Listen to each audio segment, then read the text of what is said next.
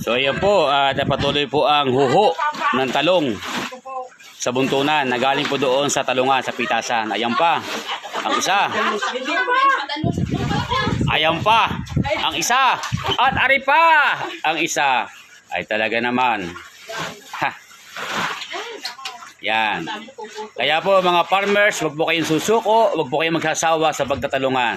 Kagaya po ni Kaadong, okay sa paghahalaman. Kagaya po ni Kaadong na talaga namang hindi po siya sumuko, try and try, sumubok na sumubok, at ngayon po, yan, nakita nyo po na talaga namang, ayan, ang bunton.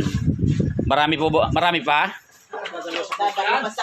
Aba, yun, sinasabi, dadalawa pa daw saknong. Ay, ilang saknong yan? Ha? Yan. Dadalawa pa raw saknong. Ano sa saknong nila? Pero yun daw ay mga 8. Nako. Yo, wawalo pang tudling pa pala. Ang kanilang napipitasan ay napakarami pa. Ay, nako. Lahat ng may mamimili, sugod na din eh. Sa barangay Sala.